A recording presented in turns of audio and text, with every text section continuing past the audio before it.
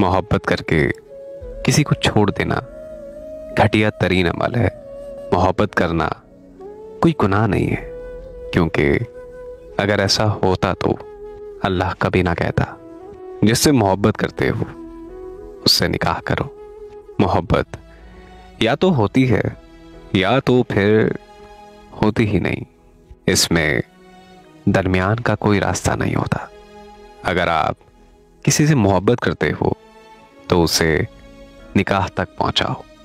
कुछ लोग अपनी मोहब्बतों का मान रख के उसे हलाल तक ले जाते हैं, और कुछ कम ज़र्फ लोग जरा सी आजमाइश पर अपनी मोहब्बत को बीच रास्ते में लावारिस छोड़ देते हैं। ऐसे लोगों के लिए मोहब्बत बिल्कुल हराम है।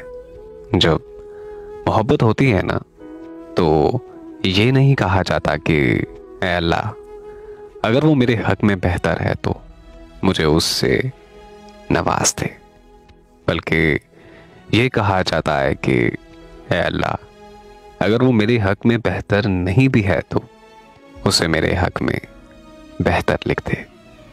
मुझे सिर्फ वही चाहिए।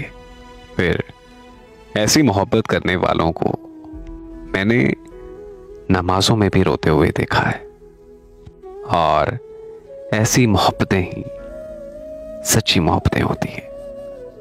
लेकिन अफसोस, आजकल ऐसी मोहब्बतें बहुत कम लोगों को नसीब होती हैं, क्योंकि आजकल की मोहब्बतें बहुत ज़्यादा प्रैक्टिकल हो गई हैं। हासिल कर लिया तो ठीक, वरना कोई और तो मिल ही जाएगी। ऐसे प्रैक्टिकल लोग कभी भी मोहब्बत के लायक नहीं होते, और ऐसे लोगों की वजह से ही आजकल बेवफाई की कहानियां अरूज पर हैं, और ऐसे लोगों की वजह से ही लाखों मोहब्बत करने वाले डिप्रेशन की वजह से ज़हनी मरीज बन जाते हैं।